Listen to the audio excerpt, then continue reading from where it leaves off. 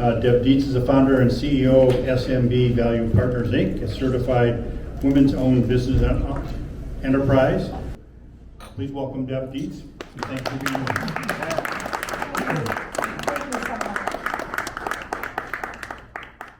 So today I want to share with you 6 key takeaways for how you can transform and catapult your business performance by leveraging 6 of these key growth strategies. So I'm going to start by sharing a story. This looks very strange, a carton of Diet Pepsi, but there's a story here that I want to share with you about the importance of leveraging data and analytics, business intelligence to help you develop and execute a growth strategy for your business that can truly transform your business. And so this is very meaningful to me because many years ago, I was driving home from work one day, and on my front stoop was a carton of Diet Pepsi. Okay, I looked at it and thought, what is this doing here? I didn't order this, and it was before the days where you ordered food online, had it delivered. And so I was intrigued by that, thought maybe a neighbor put it on my front stoop, and took it off the front stoop, put it on a shelf in the garage, and went in the house, and I forgot about it. And a couple of weeks later, I'm sitting in my office, and at the time, my job was Vice President of Database Marketing for R.R. Donnelley. And my job was to gather data and intelligence about every consumer, every household in the United States. And so I was responsible for something called the National Consumer Database, which is a database of every household in America, capturing all this information about who lived in those households, their behaviors, their buying preferences, their lifestyles, their demographics. And so it occurred to me when I was thinking about this, my job was to actually develop the surveys that captured all the data from all of you that now live in something called the National Consumer Database. My point being is that I had filled out one of my own surveys, and we used to publish and print millions of these surveys and bind them into the binding of magazines like McCall Magazine's Good Housekeeping Red Book. And so because we were R.R. Donnelley, and R.R. Donnelley published the magazines. So I myself had filled out a survey. So by doing so, this database had information about Deb Dietz, my street address, my census tract, the estimated value of my household, my real estate information. They knew there was a presence of the child in the household. They knew I was a non-smoker. They knew that I and my household drank Coca-Cola products. So why that Diet Pepsi 12-pack was on my front stoop was because PepsiCo, who was one of R.R. Donnelley's very large corporate clients, bought the list of all the consumers that drank non-PepsiCo products. And I was on that list. So I just wanted to show that as an illustration about the importance of data analysis and converting data into insights that can help you create a business strategy that can truly be transformational. And so today I'm going to talk about 6 of those key strategies. Okay, growth strategy number 1. Leverage business intelligence and data analytics. So think about this for a second. More than ever, marketers require accurate and relevant data to better understand their customers. And these are the 3 requirements that rank the highest. They need to understand data and the insights from data to support their new product development efforts, to acquire new customers, and to ensure that the customer experience is what it needs to be to drive loyalty. So this is a copy of a result of a survey from Hanover Research. They interviewed executives of small to mid-sized businesses. These executives stated that they've realized an increase in profitability by leveraging data that provided insights needed to develop customer-centric products and experiences. 60% saw increased in profitability. 33% of them stated that data analysis helped identify gaps in understanding customer needs. 30% stated a lack of customer feedback and data is one of their top product development challenges. And then 20% stated how much more likely data-driven strategies will help them acquire new customers. So today I'm going to share with you how you can use data, analyze data, extract insights from data that can then populate and help you deliver on your business objectives, your business strategies, and help you reach your goals. So your objectives here are to gather, analyze, and summarize information. So you focus on the information relating to your organization's value proposition, the internal factors facing your business, and the external forces facing your business. So here's just a list of some of those internal factors and external forces. I'm sure many of you are very, very familiar with the internal factors facing your business. You're looking at these every day, your financials, your management issues, human resource issues, technology. That's daily work for all of us. What I'm advocating for, what I want to speak to you about today, is the external forces facing your business. So some of these sound reasonable: your competition, market conditions, government, technology issues, etc. And I want to speak specifically about market conditions, because what happened in the last year and a half with the pandemic created all kinds of opportunities for people, myself included. So a little bit about that is my business I was a consultant, a strategic planning consultant. I work with companies, helping them develop and implement business strategy. I was on planes, I was in front of clients. Well, with COVID, all that stopped. So I needed to find a way to reinvent myself and recoup some of my revenue that was lost from what happened. So I paid attention to a trend, and I was able to develop a new line of business for myself to help recover that revenue. So my point to you is the importance of looking not just within the four walls of your business, but looking outside of the four walls, looking at what's happening with the government, regulations, if you're in a regulated industry. How is that impacting your business? Use of technology, as an example. Pay attention to the trends, because it will help you identify opportunities for you to grow and also help you identify opportunities to mitigate risk. So this I wanted to share with you. It's kind of a laundry list. It's in your packet, so that you have it if you want to pull it out. These are the emerging trends for 2022. And I also put up the ones for 2021. So these are key trends driving small businesses, small to mid-sized businesses. Look at 2021. So this is what happened as a result of the pandemic. We had one of the trends was secure emergency funding, so PPP loans, staffing shortages, working remotely, employee safety, isolation. So what we saw with COVID was many, many human resource issues facing our people. And we had to obviously develop strategies to mitigate the risk that brought to our organizations. In 2022, this is a list that's ranked from Forbes. So look at number 1, emotional intelligence and empathy. It's probably no surprise to anybody here that the impact of what happened in the last year and a half has had a dramatic impact on our people, right? Everybody's shaking. Emotional intelligence and empathy. Acting with kindness, being aware of that our people are hurting. And if you go down the list, you'll see a lot of these are human resources related. So emotional intelligence and empathy, mental health in the workplace. We have people that are hurting. We've got people that need support. What does that mean from us as business owners with employees? How are you going to support your people? So with this comes opportunities to make a difference, to maybe keep your good people, right? Because that's another issue that we're all facing is employee retention. And what are you doing in order to keep those good people? So point here, pay attention to the emerging trends. These are right from Forbes, they're in order.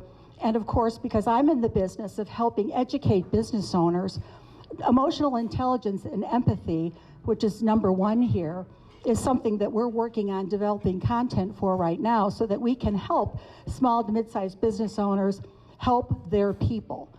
So any questions about key trends, any of these trends? Are you experiencing these within your business? Anybody want to provide? I'm just curious, when you talk about mental health, right, how are the workplaces now handling that? Because that's a huge issue, obviously, what's going on. What are your thoughts on that, what they're doing? Well, a lot of organizations are putting together new benefit packages or programs to support their people. A lot of it has to do with a lot of it is counseling related. Providing access to counseling is probably the biggest trend there. Because again, people, you have to make the effort to provide the solution, right? This is an issue, so as business owners, we have to provide solutions for our people. And what we're finding is that by the organizations that are doing that, they're driving employee satisfaction and retention. So those people are more likely to stay than not if you're providing programs like that. So yes, Dee, yeah. Because of their emotional unintelligence and lack of mental health and empathy is how I ended up at McHenry Savings Bank, because there wasn't any. Okay. So you're the example, right, of why you made a move, because you weren't getting the support or seeing the support of the team. Another growth strategy, this is about your value proposition. So your products and your services and the value that you're providing to your customers. And what we find working in the SMB space, the small to mid-sized business space, is that many organizations have lean operating budgets, right? And I come from the corporate world, so I've worked in Baxter, Grainger, Citigroup, R.R. Donnelley, organizations, corporations that have large operating budgets. Small to mid-sized businesses don't have that luxury. So they have to make very specific decisions with working with the operating budget that they have. This is an exercise that's called a product portfolio review, which is a way of looking at your current products and services and determining which ones are not providing a financial return on investment to your business. So what we advocate for is by going through an exercise. This is something called a product map. So on the x-axis of this grid is sales, and on the y is your margin. And so typically we go back, say, 3 years, and we do a product line financial analysis. We look at the sales trends over typically a 3-year period of time. And because we're dealing with 2 years of COVID, we go back probably 5 years. So we go back 5 years for every product or service in our portfolio, and we look at how sales are trending. We do the same thing for margin, and we plot that product or service on this grid. And so you may, for example, find that you're offering a service that you're seeing sales decline and margin decline. You have to ask yourself the question, why are we offering this if our customers don't value this service or this product? And then you can look at the grid. You've got other products that may be high margin and high sales. You want to maintain that position. High sales, high margin. Sounds pretty good, right? So the point here is that for all the products and services in the exit quadrant, you're going to do the math and figure out how you're investing. What are you investing in? How much? How much in your people resources? How much in your financial resources are you spending here? Because there's an opportunity here to redeploy those resources from products and services that aren't providing the return you need to those that will. And so this is something called a product portfolio map. There's a copy of it in your packet, and there's also a handouts also in your packet. So I highly encourage you all, yes? How do you use it? I mean, I've got sales being on your x-axis and margin on your y-axis, but how would I use this tool? So, widget A is not working, so I'm thinking that would go into exit, and then widget Z is like growing and growing, so that would go into invest. Right. So you may have, again, products that are high in sales and low in margin. Those may be, again, they're high in sales. So you may say, okay, they're not necessarily as profitable as I would like.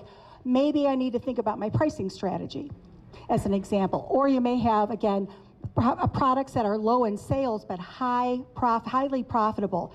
You want to take the dollars from the exit quadrant and move it into invest and grow. So what you're doing here is maximizing the efficiency of your spend. what this means then, once you've found where the savings opportunities are, you have an opportunity now to think about future products and services, how you're going to innovate to create new value for your customers. So this is an example of a product development process. And I put it in here for a specific reason, because I wanted to share and show that this is a lengthy process, right? So from the minute that you think or you look at research and you say, here's an idea for a new service to help, provide value to my customers, by the time you think about that or understand that, to actually develop and launch that product, it takes time, right? So what we advocate for is doing product development in tandem with portfolio management. So you're going to do these two things simultaneously, because you're going to now find money that you are savings from your current portfolio, and now you can redeploy them to new products or services that will then drive revenue in the future. So any questions about this process? Who here is doing this, is looking at, developing new products, innovating, using technology? Anybody have anything they would want to share?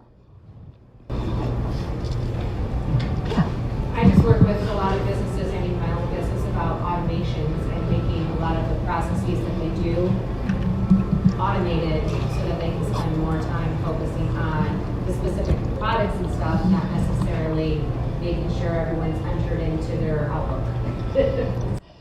That's really a great point. One of the key trends, you'll see it on one of the slides, was big business systems and processes.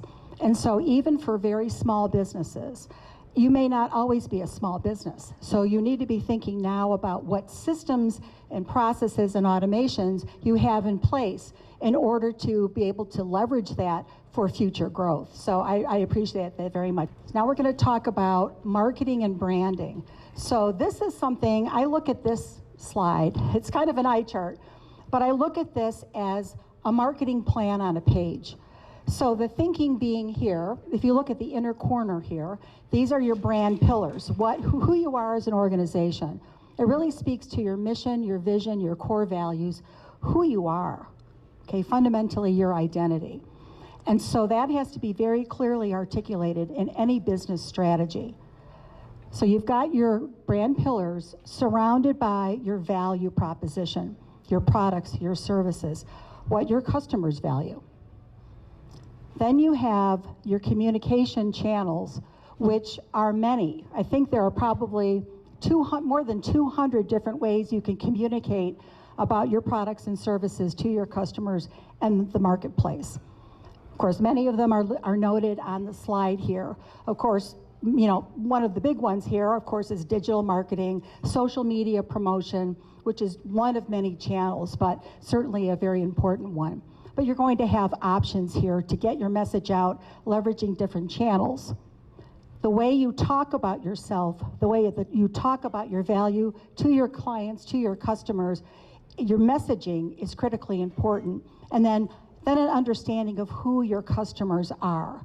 And so this is something that people just automatically think, okay, I know my customers, they fit this profile, they're these demographics, these psychographics, these geographies. And so just a question, because who here is actually looking at their customers from a segmentation framework? Like are they all different? Are they all the same? Does anybody have different kinds of customers? I look at analytics for my clients and my own all the time.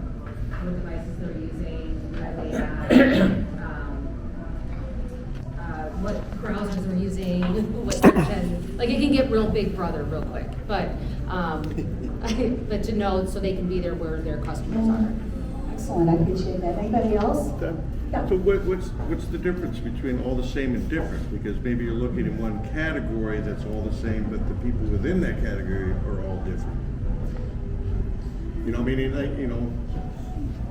Come from either different backgrounds, different cultures, different, when you're looking at one group, do you look at them all the same, or do you want to look at them differently? And I'm actually going to take you to the next slide, because this is actually what I mean about classifying your customers based upon certain variables and certain characteristics. So as an example, this is something that's called the research bridge, which is a way of looking at who your different segments of your customer, what their definitions are, what they look like.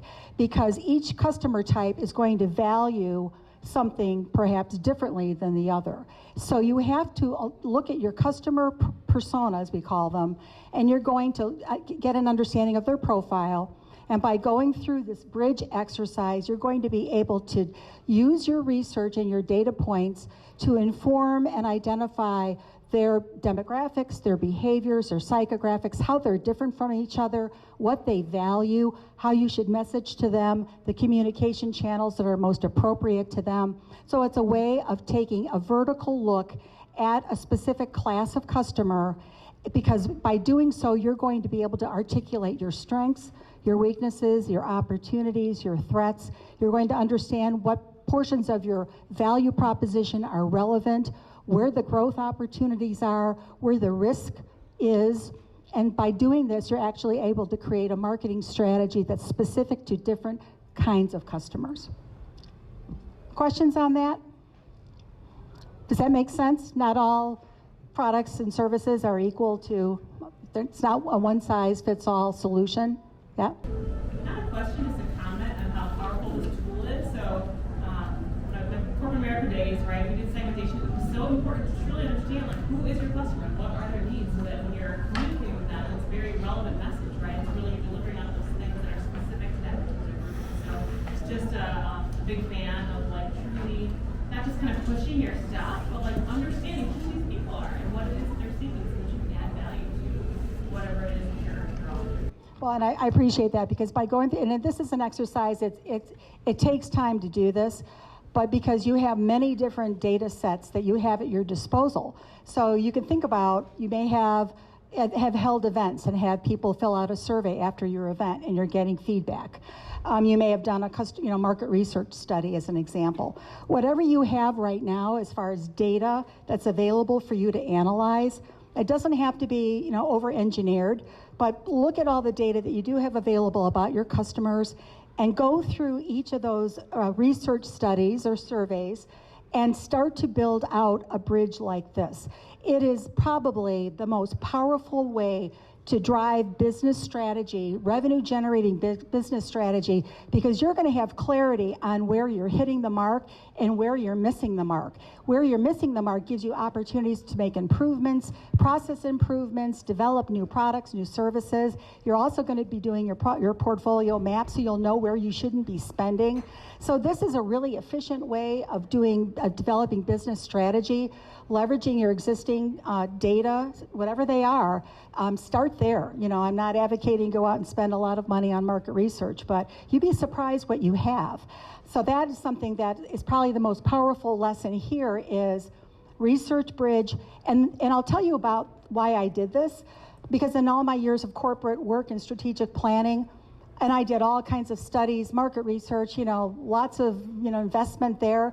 There was a gap between doing all that and making it useful, making it actionable.